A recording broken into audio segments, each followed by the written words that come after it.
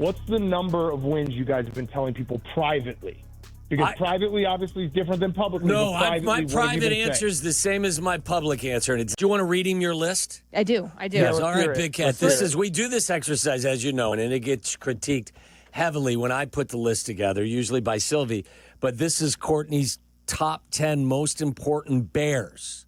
Can be players, can be anybody, for the upcoming 2025 season. So 10-1. I start with Kevin Warren at 10, DeAndre Swift at 9, Drew Dahlman 8, Grady Jarrett 7, Montez Sweat 6.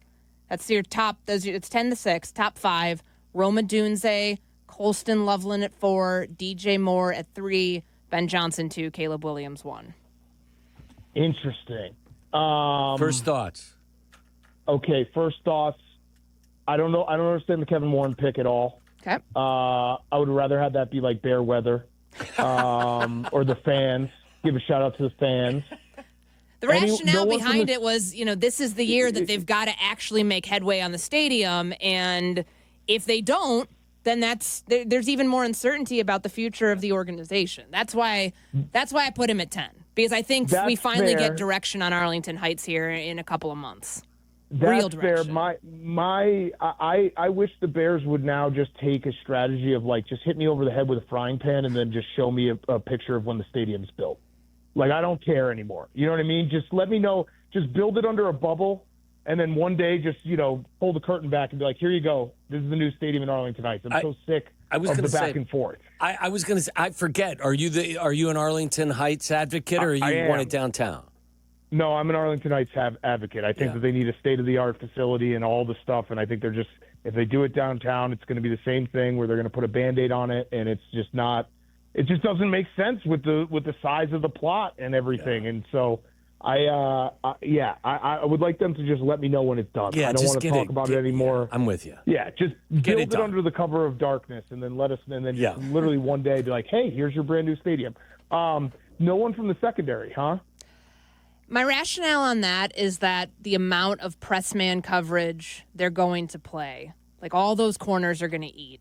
And we know Jalen Johnson is a Pro Bowl corner, all-pro, flirting with all-pro status, throughout the last couple of years. I think he'll be fine. I think that Tyreek Stevenson could have gone at anywhere from 11 to 15. But to me, the pass rush and the offensive line, which I think I had 3 total players accounting for 10 among my 10 spots. So I had 7 left, thinking that Caleb, Ben Johnson are obvious number 1 and number 2, and then I had to divvy up where I was putting the skill guys. 5 offensive players, including the coach, from 5 to 1. Yep.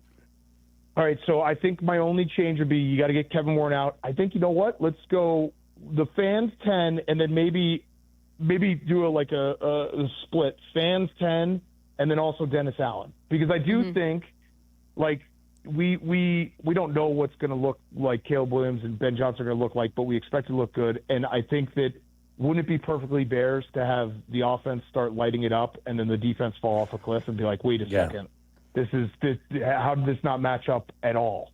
So the one time we have a historic offense, our defense fails us. So I would like to see Dennis Allen maybe on that list. Why don't we just put for your list, you'd put Dennis Allen in place of the guy that you have a bad relationship with in Kevin Warren. That's fair. And then number 1 will be the fans.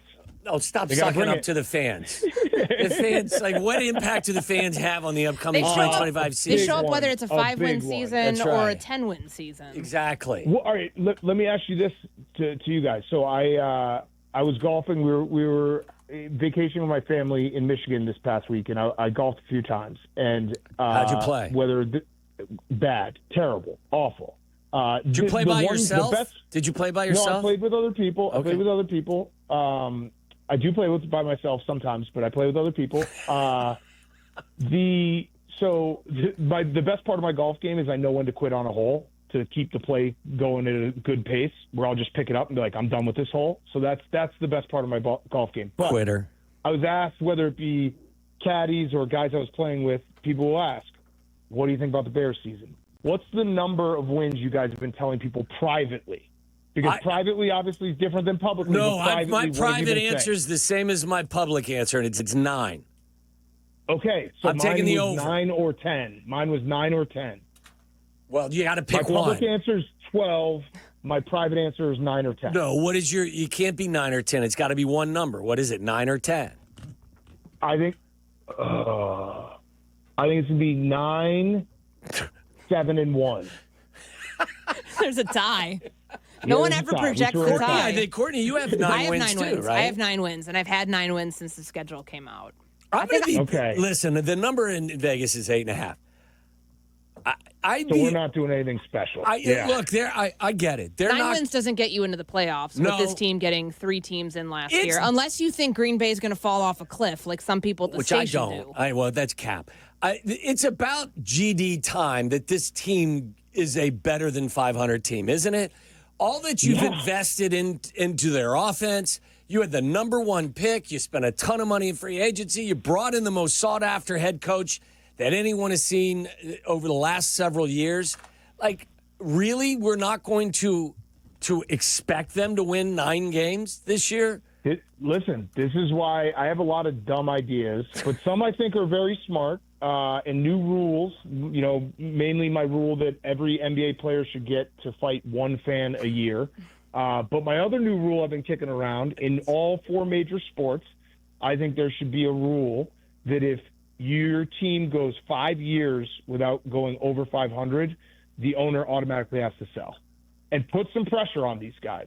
Like, hey, you bought this team. If they don't go over 500 one time in 5 years, they have to sell the team. Okay, what if it's I agree with it if it's like the Pirates or it's what if you've had like a catastrophic injury? There are some exceptions to this rule. Find a way. It's a 5 years. What are you saying? A catastrophic injury that lasts 5 years? Well, I mean, you could lose your quarterback. I mean, yeah, I could throw off your plan. Okay, but for 5 years? I mean, 5 years is a long time. Like, you shouldn't be going under that. You're just not committed to trying to put out a good product. That's less like, I don't know. I'll go with it. That's less likely to happen than the NBA allowing a player to fight 1 fan every year. I don't know about that. Adam Silver kind of, listen, he didn't say no when I pitched that to him. Yes, he did. No, he just giggled. I bet he just laughed it away. It was one of those, that's just dumb. He said no. He said no. You're right. He said no. Now that I'm playing it back in my head, he definitely said no. Hey, are there any Bears playing in this tournament? I think Urlacher's here. Okay. I have not seen him yet, but I believe he is the only Bear out here. I saw Zach LaVine as well earlier today. Mentioned to him, it was awesome that we got no picks from all the guys that we traded. And also Alex Caruso's out here. Is Zach happy to be out of Chicago? Oh, he's got to be. I didn't ask him, but he has to be. Just because, although Sacramento maybe, I don't know. That's not exactly a great situation as well. But I just am so frustrated with it. I can't believe that I'm at a point where I actually pine for the days of Garpax, because I do not understand. If you told me 3 years ago that they would trade Alex Caruso, DeMar DeRozan, Zach LaVine, and Lonzo Ball and get no new picks back. Obviously, they got their own pick back, but no new picks. I don't understand it. How this front office thinks that they have somehow found a loophole where they're like, hey, we're going to trade for young guys that are established. Guess what good teams do? They don't give up young guys that are established. Like, there's a reason why Josh Giddey got traded. There's a reason why Okoro got traded. It doesn't happen. So I don't know what their process is, but it stinks, and I'm completely out on this front office. Are they the most hapless situation in the NBA? Because, I mean, I think you can throw the Pelicans in there. I don't know what direction they're going. It sounds like they want to continue on with Zion. They did absolutely nothing in free agency. Is there anything worse? I'm having a hard time finding it. The Wizards, maybe. But the worst part about it is that the Bulls fans are so, they still show up. And everyone's still, they just want a good product. So it's like the combo that's just an absolute killer. It's the 3rd biggest city in the country, and you can't put out a team that is actually good. And it's been 25 years of this. That's not, could you imagine a world where Derrick Rose doesn't, the Bulls don't win that lottery? Because that's really all that happened in the 25 years was Derrick Rose was gifted. And obviously they made some good picks. That's the thing is Garpax found Jimmy Butler, I don't, they did. Is the French kid going to be Jimmy Butler, I don't think so. He quit on his team. That's my meatball take of the day. That is another meatball take, yeah. But, I mean, it's good.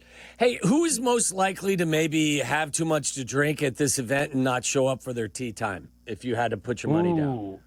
I would say probably David Wells. Really? Yeah, he seems like that. We had him on last year. He was fun. He was an entertaining guy. I think, though, these guys really do take it seriously because it's on TV, and golf is one of those things that you can get embarrassed so easily, and you don't want to have that happen. Yeah. How are you feeling about your Cubs at this point? Are you a little disturbed by any of the All-Star slights that may have occurred, whether it was Seiya or somebody else? The Seiya part is tough because Schwarber is the reason why Seiya is not, so it's like the guy I love forever. Seiya, though, should have been an All-Star. It's a weird system that, I don't know, maybe there's a way that someone drops out. But no, I am not concerned about the Cubs. I was concerned 2 weeks ago, I want to say, when they lost 2 out of 3 to the Mariners and lost the first 2 to the Cardinals and then lost 2 out of 3 to the Astros. But the ship has been righted. I mean, that 4th of July was incredible. That Sunday night outside of my former colleague, Alex Cooper, and what she did with the stretch was incredible. So it's always good to beat up on the Cardinals. Real quick, before we let you go, we were tossing this around pre-show, and I think you'd have a good answer on this. Tyler, correct me if I'm wrong. I want to make sure I get the thing correct. Between Usain Bolt and Joey Chestnut, eating a hot dog and then running a 100-yard dash, who finishes first? Courtney, I'm happy you asked that because what our show, Pardon My Take, did not 2 hours ago was test this out. We did a video. We ate a hot dog. We ran a 100-yard dash. Wait, you did this? Yeah, we just did it. The video's not out yet. We literally taped it this morning. So it is so easily Joey Chestnut. That is coming from someone who just did this. It is so easily Joey Chestnut. It's not even a debate. Really? Why do you say that? Because eating a hot dog takes a lot longer than you think unless your name is Joey Chestnut. You don't think what that, kind of head start does he get? Joey Chestnut would be done with the race before Usain Bolt finishes his hot dog. Okay. Wow. I cannot, I'm telling you, as someone who literally just did this, it is as clear could be. Joey Chestnut will be done with the race before Usain Bolt finishes his hot dog. Who won? Are you allowed to spoil that? Did you finish we can't first? Spoil who won, but it wasn't pretty. The whole thing wasn't pretty. Was there any puking? There could have been some puking. I mean, after one hot dog, there's puking? Well, when you're trying to eat it for speed, there was a situation where one of the competitors, their strategy was to just stuff the entire hot dog in their mouth and hope that they could just, swallow it without chewing, and then it came back up. Ooh. Does it have to be fully consumed before you start running? Consumed. You can't run with the hot dog in your mouth. Correct. Had to fully consume, then show your mouth, then sprint. Were you doing the whole dip it in water to get it down the way that Joey Chestnut does it? Dry. Oh, no. Dry as dry. So eating it like a normal person. Eating it like a normal person. And I listen, I'm on the record. Joey Chestnut's the greatest athlete of all time. What did he have, 70 and a half hot dogs this last 70 time? and He a half. hit the over. I've seen his greatness. Crazy. I was in the Nathan's hot dog eating competition in 2016. I've seen it face to face. He is the greatest athlete of all time.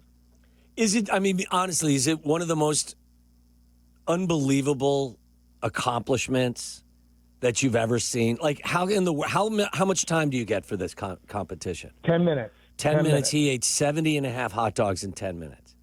No one's ever eaten 70 hot dogs in 10 minutes. He's done it 6 or 7 times. And every time he was off last year because of the whole controversy. He comes back, everyone's like, oh, he's washed. No, 70 and a half in your face.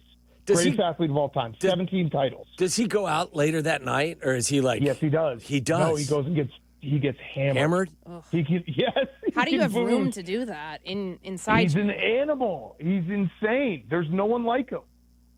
I would assume you have to have a very special GI tract to be able to handle this. He says he uses public bathrooms only from that point out for the day. Listen, I did it. Like I said, in 2016, I competed. I ate 12, and I felt sick for 3 days straight. My God. So it's I don't know how he does it. All right, how long are you guys out there? Till Sunday.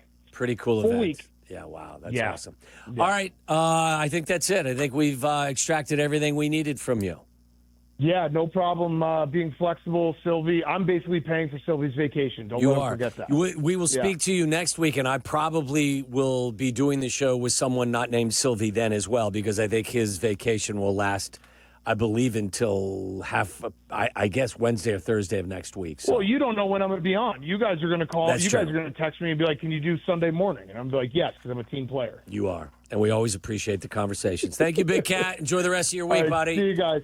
Barstool Big Cat brought to you again, as always, by Blue Chew and Potawatomi Casino Hotel, Milwaukee. I have never seen, I don't believe I've ever seen the entire hot dog eating contest. I've seen, clips of it.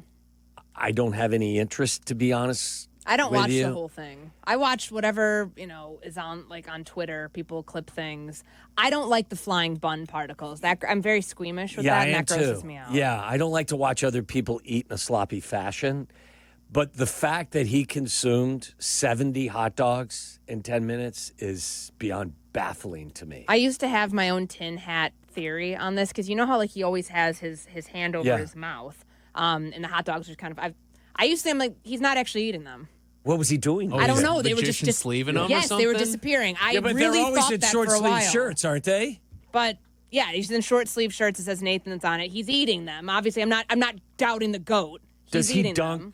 the buns in water the way Yes, he does that as well? It flies all over the place. I just It's can't. I gross. can't take that. That's why That's I can't awful. watch it. Oh, you know what else is gross is Waddle's World. That's coming up.